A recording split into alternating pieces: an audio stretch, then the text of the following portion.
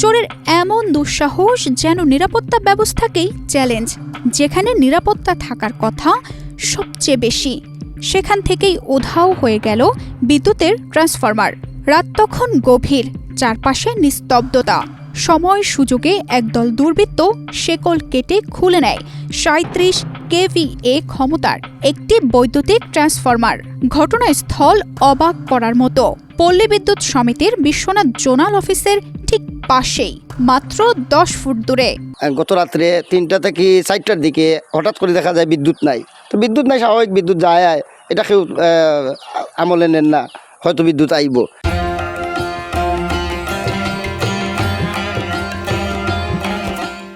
ফজরের নামাজ শেষে স্থানীয়রা এসে দেখেন খুঁটিতে ঝুলছে কাটা শেকল, নিচে পড়ে আছে ট্রান্সফরমারের খালি বক্স। এটাই প্রথম নয়।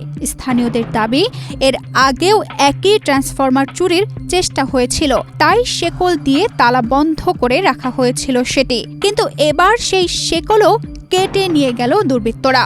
ঘটনাস্থলে পড়ে থাকা যন্ত্রাংশ আর খুঁটির গোড়ায় বুট জুতার ছাপ ঘিরে তৈরি হয়েছে নতুন রহস্য।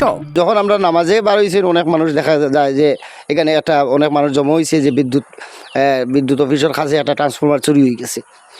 এখন আমরা বিষয়টা হইলে দেখার বিষয়টা হইলে একমাত্র অতি নিকটে যেখানে সিকিউরিটি অলরেডি তারা বিদ্যুৎ অফিসের ভিতরে অবস্থান করে, এবং বিদ্যুৎ অফিসের ১০-১৫ ফুট ব্যবধান, যেখানে কাঁচের উইন্ডো আছে, গ্লাস আছে, গ্লাস থেকে দেখা যায়। এখানে তো একটা ট্রান্সফরমার চুরি হইলে স্বভাবত একটা শব্দ হইব, অনেক মানুষের সমাগম। এখানে দেখলাম আমরা যারা জাস্টিফাই করা বা অনেক মানুষ আছেন, দেখা যার পাওয়ার দাগ আছে, সুর জুতার, যেগুলো বিদ্যুৎ অফিস ইউজ করে, যে বিদ্যুৎ অফিসগুলা যে জুতা ইউজ করে, এই জুতাগুলার দাগ দেখা যায়, পরিষ্কার দেখা যায়।